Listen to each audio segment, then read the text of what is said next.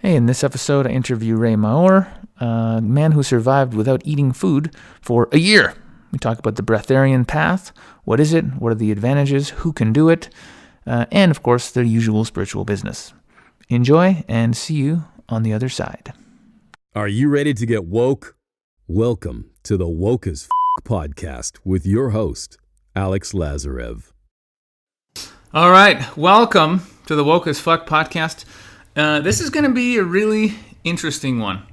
Usually, I just go around and I talk to people and we share crazy stories and our journeys. This is a little different. I am literally on day 10 of a pranic... I don't even know what to call it. It's like a... What would you call it? Pranic living initiation. Pranic living initiation. Mm-hmm. And I basically haven't had food in 10 days. Mm-hmm. And for 3.5 days during the process, I had no water. And at this point in time, my body has shifted to living off of prana, energy, God's energy, universal energy, whatever you want to call it. Pretty much change the engine. Yeah, it's a process. So we're basically about to speak to the teacher who's been doing this since 5 years now. Mm-hmm. 5 years. And so it's pretty crazy. So I have a direct experience of some crazy shit that is going on right now. So I think the first question is, how is this even possible? Well, for most people who don't believe that it's possible, it's not. But for those few that do think that it's possible and they feel like this inner calling, it is. I think that you can just say that we are minimizing the amount of food and the body actually trains itself to be nourished more from light. Like every human being is in a conscious level that is much higher than trees, and yet trees can be nourished from light and from water alone. So we just understand that, and we start understanding that every cell can survive from light. And that's what happens. It's not just sunlight, it's everything that is around you can actually nourish you in some way. And because you did the transition now, this is I think the quickest transition in the world right now. 9-10 days, the person really feels the shift. Yeah, it's a consciousness thing. If you don't believe in anything and just science, it will be kind of hard for you. But once you begin understanding that we are limitless or unlimited beings, it gets much easier. So I guess for people who are, don't know as much about this type of idea, the concept of sun gazing has been around for a very long time, and there's ancient texts talking about it, and there's known sun gazers on the planet, but that process takes, usually they say, about 9 months till you can survive without food. And I started doing it, and it was cool, but it was slow, and I was like, when I heard about it, I was like, I'm just going to do it. It's just demanding. You have to live in a place that you can see sunset or sunrise every day. Yeah. Yeah. But before we get into the whole craziness of the process and everything else, how in the world did you decide to stop eating? Well, I was volunteering in a place in Tel Aviv. I live in Israel, and we were about 100 people trying to do good for the world, and jumping on buses and making everybody sing with us, and visiting people who didn't have loved ones in the hospital, and doing stuff like that. So it was really an amazing society to be in that time. And one of these people was called Tal, and he came up to me one day and said, "Ray, there's something I gotta tell you. I'm not telling this to anyone. My friends know, my close friends know, my girlfriend knows, my parents know, but nobody else. I haven't been eating for the last year and 7 months." And I was like, "What?" And he was like, "Yeah, dead serious, and the kind of look of a person that is serious. He's not joking." So I was like, "Okay, how can this be?" He said, "Well, I was initiated in Brazil over a course of 3 weeks." And he explained to me the general guidelines of what he actually did. And then he said, "I do this for people here in Israel. And if you're interested, I can teach you." And then I said, "Well, I had to wait for it. I had to follow him around. I had to think. I had to see what my spirit is telling me to do, all these guidelines and stuff." And then one day I just came up to him, "Fuck yeah, I want to do this. I want to learn. If this is possible for a human being and I can see that you're doing it, then why not me? I'm pretty sure I'm going to learn a lot from this." And I learned so many different things than what I thought I'm going to learn. It's such a different than a physical experience. Yeah. So before you went and did this process and obviously changed your life, where were you at in your personal development, your spiritual journey before this? Were you just a normal guy? Were you already kind of reading books, or where were you I was already reading books, but I was looking for the leap. like a big step, something that will change me from others, something that will show me things that I couldn't understand on a mental, because on a mental, meaning logical perspective, which is what most of us have. And I realized that it's possible. And I didn't realize how many gifts are going to come from that, because after my initiation, suddenly I became much more in tune with my feminine side. I became like, I saw the ego from the side. I saw that it's just a part of me. And every decision that he has made so far, I understood it from a different perspective, not as being the controlled, but being the one that chooses yes or no. And it gave me so much more freedom, the experience itself. But I think that the fact that I became much more patient, much more in the present moment, the meditations came like that. Instead, in 5 minutes struggling with your mind, 3 seconds, whoosh, you're just there. But all of these things are symptoms of people who just raise their vibration. You can slowly raise your vibration by, reducing certain foods and by exercising more and meditating more. Or you can do the wham, bam, thank you, ma'am, which is what we did here for the last 10 days. And we had 40 amazing people with us, and they all transitioned with us. And everybody feels approximately the same. Like you were in the last sharing circle today, right? How did people feel? Man, this whole experience has been just unbelievable for so many reasons. The first one being the obvious one, which is I no longer have to eat food to live, which is pretty fucking huge. And everything that comes with that, not being addicted, not having to make the food, not having to stop working or doing something I love because I'm so hungry. Like the freedom. And it was like a trial. Like I've been through trials before, a lot of them, but this is just another amazing trial where it's like I had to overcome it. I had to just be hungry and be okay and let it pass. I had to deal with thirst and just trust and have faith. It's like faith is something that you get on the spiritual path. You have to have faith. You have to trust in the plan as things unfold, and you have to surrender. These are huge, huge main themes in the spiritual journey. And you got to do all that when you're not eating for 10 days and you're not drinking water for 3.5. You better have some faith and belief, or you're not going to make it. And this is, you said this to us. But the process, it's just, you're going through something like this. It's like almost like, how men used to go out, they used to throw the 12-year-olds out in the forest with knives and you had to go and survive. Real rituals to become a man. You don't fucking have those, right? People are weak. So this was essentially a really powerful ritual with a bunch of light workers, people who were all on the path together. It was so bonding. There was so much love in the room. Everybody was, because everyone there was a healer in some sense, So there was people massaging, healing each other, doing light on each other. It was just insane. It's like I've known these people my whole life, It's just like we're all one big family. We are. We are. But it was just it really felt like meeting a whole bunch more of my family members that I hadn't met yet. I had a big family reunion. It was so, it was just amazing. It was just amazing. I'm mind blown. What would you say? Was it easy or was it hard? Was it easier than what you expected it's going to be? Like, because from what you're saying, 4 days without food and water, 10 days without eating, it sounds kind of difficult. It was easier than you'd expect, because I'm someone who's like super, super addicted to food and water. Food is like one of my biggest passions. I love eating and making food and making seeing my friends and eating. It's literally what I do. And then water, I've always been super thirsty. And I think it was some issues I had with, who knows, detoxing my liver, whatever. But before I go to bed, I'm always really thirsty and I have to drink a bunch of water or I can't sleep. So I was freaking out. Like the day before, and I was like confident in general, but then the day before, when we started the dry fast, I was like, oh my God, it was water day, so I'm drinking my water, and I was so thirsty that day. I drank gallons of water, and I don't know if it was psychological, or my body was actually maybe detoxing some stuff from. It doesn't need that much water. Okay, I drank like liters of water. It was insane. And then I was a little bit worried, and then when I woke up the next day, I was just a little thirsty, and I just tuned in, and I was like, yeah, so what? And every day it was okay. It was just the weakness, really. It was like you feel weak and you just don't have the energy. But it wasn't that bad. It's like, I don't know. I still don't know, but it's the grace of God, or on some level the body knows it's temporary and that it's safe. I don't know, but it was okay. It was all right. Just you're weak and you're at points it's a struggle to get up the stairs and you're like, holy fuck, But now, like I ran up these race thing. It's really funny. All the way at the top where we're staying, so you got to go up. How much is that? 100 and something stairs, like 100 and something stairs. So I ran up, Then I had to go back down to get some, and I ran up again. And it was tiring, but I'm okay. I'm okay, and the strength is coming back.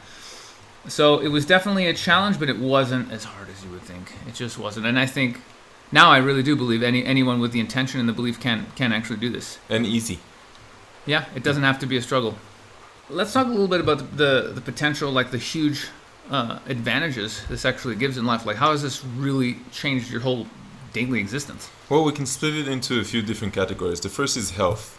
On the health, you don't get sick as much because your body doesn't have toxins. Now, everybody has built up toxins. It's not just from the food we take, it's from the carbon dioxide emissions, it's from the energy of the people who are handling the food on the way. And since we were kids, we never actually had the time to clean up our body the right way. So this is what the process does. First thing we do is a reset. And then you kind of like, because you don't put anything more, nothing heavy, you can eat occasionally, but it won't be a lot. So the body always stays clean. And because toxins are the building blocks of diseases, then now you don't need that. Second thing is that longevity. You live about 30% longer than other people. That's like 2 days on every week. So every week you get another 2 days, which is amazing. You have the whole thing that you never have an upset stomach. It's always exactly balanced. The body will take whatever it is that you're putting in your mouth. It will take whatever it needs, and usually very, very small, because we're not talking about the ability to live without food and water completely. We're talking about changing the engine, changing the primer engine. So a person still drinks juice, or a person still occasionally eats, but he just doesn't need it. So the body doesn't say, I'm hungry right now. It just says, look, I have a 90% engine that works on prana and energy from the outside sources. And therefore, enjoy food, enjoy flavor, enjoy anything that you want. Just don't bring too much quantity because I don't need it anymore. Right. So that's the detachment. Now, on another level, and this is one of the things that I enjoy the most, is time. Because you're not cooking, because you're not having breakfast, lunch, and dinner, because you don't have this regular schedule all the time, suddenly you have 4 or 5 hours every day that are cleaned up. A breatharian doesn't sleep much. It doesn't need much sleep because the body doesn't digest. And if you don't digest, it's one of the heaviest systems. So you get 2 more hours every night, plus 3-4 hours of not cooking, not chopping, not shitting, not everything. And suddenly you have 4 or 5 hours to do all the things that you always wanted to do and you never had time. You always have that excuse that I don't have time for it. And another thing is that you're recycling. You're spending less on Mother Earth, less basuras, less garbage. Half of a person's garbage today has to do with food. Plastic containers, and you'll see once you go back home and you see that you're just not throwing anything away, pretty much. It took me also to a road of tantra and self-preservation of energy. It took me to a place of more femininity, more tranquility. This was like the biggest spiritual step that I could ever take. And ever since that, I've been looking for other courses like this, and I just couldn't find one. And that's why I decided to perfect one for myself, like to perfect the one that I can guide. And I've been working with 300-400 people, I think so far. Wow, big changes. Yeah, and this is just the pioneers. The people who hear about it, they do it for the first time. They're so excited about it afterwards. Like you saw everybody today in the sharing circle. Yeah, but I'm telling you, this was the easy part. After that, when we get home, it's usually the journey. But you're already tough. Yeah, I've been through some shit. Yeah. It ain't my first rodeo. No, once I decide, that's it. But have you had any like super like crazy or ridiculous stories? You must have seen some crazy shit happen over your years. Give us one Well, just 6 months ago, I had a 10-day process in Israel. 10-day process is the name of the workshop that we're here right now. And this guy, 60-year-old, looked very stable, very wise, very everything. He used to run triple marathons. That's the type of guy, like really hard ass. And the dry fast triggered a manic depression. Meaning it triggered something that I couldn't deal with. I was just looking at this guy and I see a different type of stare. It's like he was possessed for a while. And then he started like throwing rocks at the guides. He started complaining all the time, started yelling. We had to order police, and the police said, look, we can't get him out of here because he paid for this, workshop, and I paid him to go away. He went away. He stopped the dry fast with a shawarma and Coca-Cola. He needed an ambulance, okay? That's how fucked that it was. He needed an ambulance, and they took him to the kibbutz that we were there, and they just laid him on the grass, and we had to all take care of him. and it was just I can't even express what was going on there. I had to order the police one more time. They didn't want to take him away. It was a big bordel. Wow. Yeah. I bet you people are thinking like, do people die doing this? Is it relatively safe? What are the dangers? Well, as long as you're within the guidelines, then it's relatively safe. You probably saw everyone here. If somebody's has a certain illness or a pain, we know that it's usually emotional based, and we have specialists that come with me that work with them, and usually it dissolves after 1 session, 2 sessions. If not, we keep track and sometimes just tell people, okay, you have to break the dry fast, and that's kind of rare. What's the typical? What's one of the most maybe inspirational stories, feedback you've gotten from past? Well, a lot of people meet the loved ones here. A lot of people say, look, this taught me so much freedom, and now I took that freedom to my relationship. I took that freedom to other things in my life.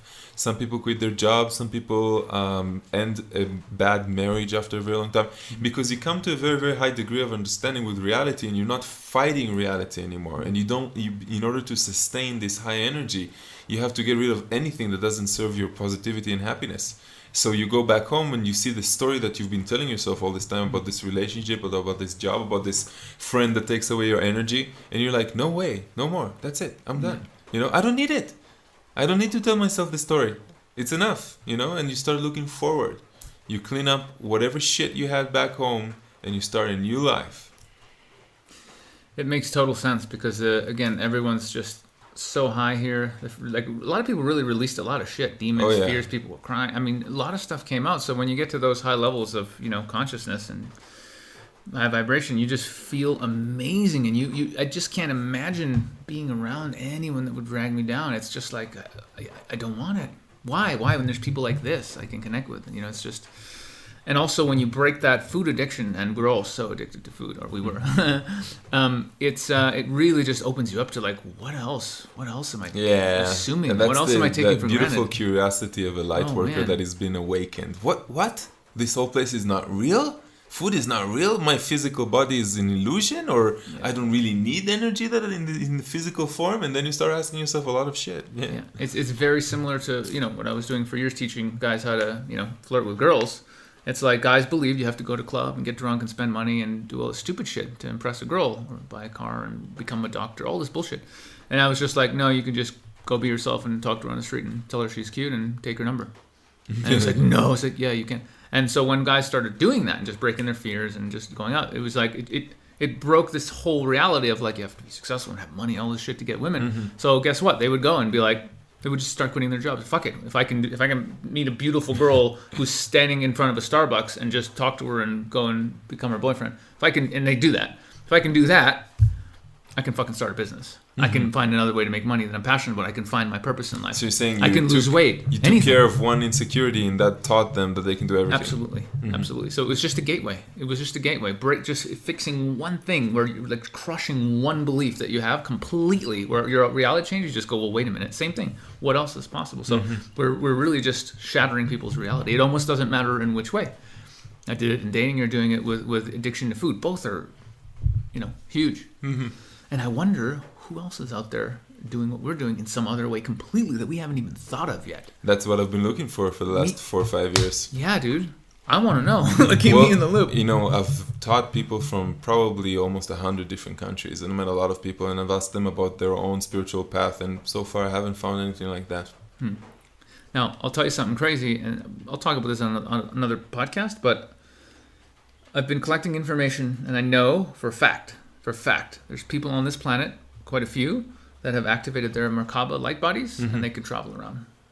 I know. Teleport. Oh, yeah. It's not exactly teleporting. It's moving from one location to another so quickly, it looked like a teleport, but actually they're in a light body and they're moving. And obviously there's ascended masters that can do anything for sure, but people who just worked up pretty high and figured out how to turn on. That makes sense. There's that... For sure. Autobiography of a yogi. He tells about some crazy stuff there as well. Crazy stuff. I think that's everyone listening to this must have read that book, because I fucking always say read that book. So that's one thing that's on my list, dude. And I've chosen to manifest. I am going to meet someone who knows how. I'm going to keep raising myself up, and I am going to learn how to do that. That is my next major thing. I will learn how to activate that. I will be a student. Yeah, well, And it just, because I'm tired of flying. Like, I don't want to, because it's a belief. Oh, you have to get on a plane. You're tired of flying? I fly every month to a different location on the planet. Well, I did that for 6 years, dude. I'm just stopped now. I got tired of it. But yeah, it's a belief. Oh, you have to get on a plane and go over there. Do I? I don't believe it anymore. I know I can do it. I know it. I just have to find the information, change things within myself, find a teacher. So yeah, we'll get there. But what else? What else? What else? What else are we capable of? What Anything. else? Pretty much anything. That's pretty much what I think too. Yeah. What would be your number one superpower? If you could find a guy tomorrow who's like, Ray, I'm a big fan of yours, and also I can do X, Y, Z, I can teach you, what would it be? I would probably like to teleport to other worlds. Ooh. Yeah. Okay. So not just teleport with my Merkava here, but just really go out there and explore the universe. So we're not talking about necessarily other planets, but even other dimensions. Everything. Completely. Everything. Other universes, In the other physical dimensions. body, or you could just kind of... If I can sustain myself there, Right. yeah. If not, as a consciousness. As a consciousness. Okay. Yeah. Cool. I'm pretty sure here's another superpower that we know about, but I think we haven't gone that road very much. But lucid dreaming. Oh, I've explored lucid Yeah? dreaming. Oh yeah, I've wakened many times in my dreams. I've experienced a lot of sleep paralysis. And the first time it's scary like crazy, but after a while you know that it's happening, so you can play around with the astral body and everything like that. Actually, I had a guide for an lucid dreaming workshop that I did, and he spent 3 months in a place that all they do is lucid dream. And the masters there, the people there, actually all day long they don't do nothing, and when they sleep they meet you and they take you to a special course or a special school up there in the astral dimension. So that's definitely a big step, next step. Dude, I can't wait to get into that. And now, again, we'll have the more time and energy to Yeah, put and into just that, imagine 1/3 of your life you're sleeping. Yeah. It would be very effective. You could expand your consciousness there as well. though I have heard from a friend who does do it that you don't really get good sleep if you're lucid dreaming. You're actually using energy, so you would do it sometimes. Other times you just want to sleep and rest, because if you lucid sleep dream all night, you'll wake up fucking tired. I've heard this from people. But it's worth it if you're really learning some epic downloads. There's a funny story I'll share with you. One of my friends. Basically, he went to this seminar, and it was one of his friends is like some pretty cool dude, pretty advanced. He works on stuff. He went to this seminar, and he saw this woman who was like gorgeous, and they both had this moment of like eye contact, but they were so busy in the seminar, and they were both teaching, that they didn't really get a chance to connect or talk to each other. They go to sleep that night, and the guy has this dream of just making love to this girl all night long, amazing, crazy sex. Wakes up the next morning and he goes about his thing. He sees her at a seminar. He walks up to her and goes, "Did you enjoy last night?" And she's like, "Oh my God." She had the exact same dream. They were fucking in the astral. It's amazing. And you hear that, you're like, "Fuck yeah, I want to do that. That's great." No STDs in the astral, bro. You know what I'm saying? And say, hey, and even for those of you guys, not talking to anyone in particular, that are in relationships, hey, it's not cheating. It's not cheating in the astral. And apparently I heard you could do like DMT or ayahuasca or anything in the astral and have full-on experiences. It's crazy. I gotta try that one day. Yeah, dude. So it's definitely on my list. But let's get back to breatharianism. So what would you say to people out there and who are actually right now thinking, this sounds crazy, but maybe I want to do this? I would say think where it's coming from. If you want to do this because you feel like it will help your personal development, then do it. Yeah, without any doubt, because your spirit is guiding you and it's intuitively telling you if what you're listening to makes sense. And you already know Sasha, and now it's the first time that you're meeting me for the first time. But you can go on my website, raymaor.com, see testimonials, check it out, different things like that. I would tell them that check your experience with food. Check how much of the time that you actually eat, it comes out of boredom or going to the fridge, opening it up, trying to fill the void in your heart that you're not aware of. How much of that is really emotional, and how much of that do you actually need to eat? How much does the body actually tell you, I'm hungry, and then you eat until you are full. And you will see that the more you become aware of emotional eating patterns, then you will notice that you're eating significantly less. You're sort of like, wait a second, no, I can just walk my dog, I just talk to my girlfriend, I can just feel like I have something else to fill the void with. And then you'll notice that you're eating significantly less. It won't get you to a breatharian state, because for that you need to do a proper initiation, but it will get you understanding the true relationship with food. And food really is a menace in society today. The average plate has been growing ever since the 70s. You know, it's growing and growing. People are eating more and more shit. It's all about the money, so it's all industrial, and it's no longer organic or as pure as it was 2,000 years ago. And yeah, so the situation is getting worse, but amazing people want to discover more ways to become healthier. So you do have those people occasionally that say, fuck it, I want the best. I want to eat just the best. I want to exercise more. But then they were brainwashed to think, why do I need to drink 2 liters of water a day? Why do I need to eat 5 different types of colors of fruits? And some doctors tell you that you need to eat 3 meals a day with 2 meals in between. And all this is not true. I've experienced it on my own body, of course. What is the brainwashing? Where are you understanding? Where is your limited belief? Because if you believe some of those things, you're actually making them for your body. Your body listens to your beliefs and he acts upon them. You manifest whatever it is that you believe. And this course actually makes you the big transition in understanding the placebo effect and the belief effect and saying, wow, if my food is a partially physical and partially energetic, what does that mean? Energetic means it's my prayer to the water inside the food, my belief of how good it's going to come into my body. And every person, has a percentage. Maybe for you, an apple is 20% energy, 80% physical. For me, it's 80% energetic, 20% physical. At that 80%, I can control it. I can tell, thank you, apple. I can feel the harmony that's coming into my body with you, And that means I can also, with all the respect, eat desserts and enjoy them much more than before.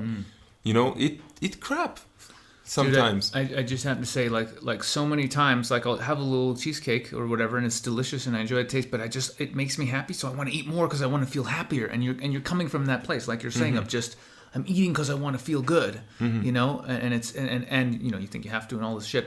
So I'm so excited in the future where it'll be like, I will eat because I just want to meet some friends and try this new amazing thing, and it's from a different place. I don't have to, I don't need it, but it's going to be fun. Yeah. And I know my body's being fed by product. Well, how do you feel now? Can you explain to the people who are listening to us why you don't feel hungry, or how does it feel to not be hungry for I don't know, 10 days now?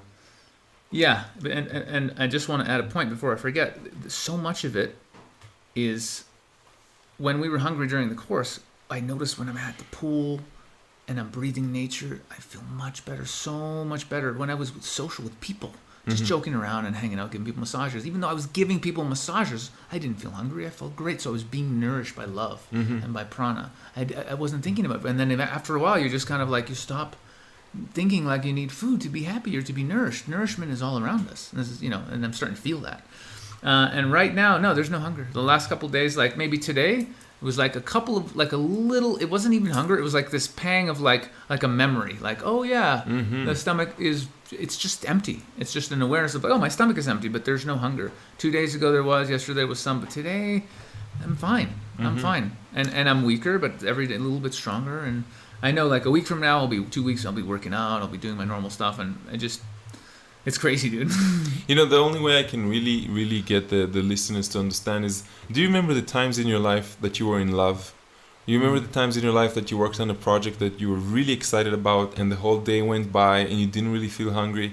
And only in the evening when you went back home or somebody told you, oh shit, man, you didn't eat all day. And then the mind created or manifested this sensation in the stomach of emptiness. But you were good, because love and self-awareness, all those things can really change your need for physical food.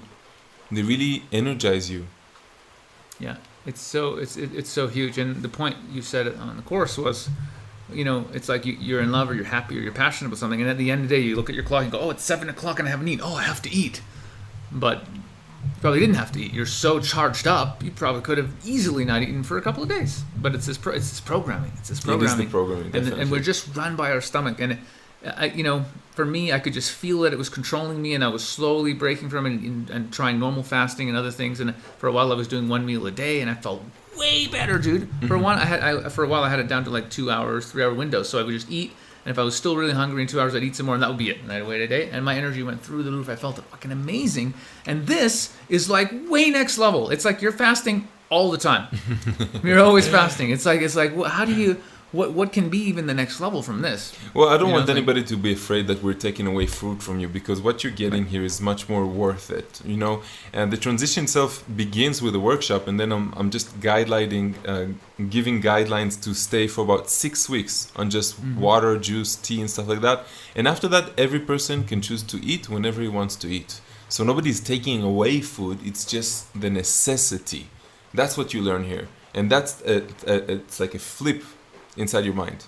It's a switch of a button that suddenly you don't feel full, you don't feel hungry, you don't feel dependent on it anymore. It doesn't control you. Yeah, and I'm just it's going to be such an exciting day when I know that I'm truly free. This fucking asshole Ray, on the last day, he brings in food. He brings in pizza and like pasta and all this food. And he's like, guess what, guys? We're going to eat. And him and the other instructors and Breatharian, they ate in front of us, and we had to watch. And for a minute, it was like, fuck. And then it was like, actually, no, it smells good. And I enjoyed watching them eat. But my body, I didn't have the rumbling in my stomach. My body didn't want it. It was just an emotional, like, wow, it would feel good. And the taste would be nice. But I wasn't hungry for it. And after it, I was like, yeah, I'm glad you did that, because it's cool. Yeah, it's one of the best exercises we have here. Yeah. Amazing. So, well, it's late.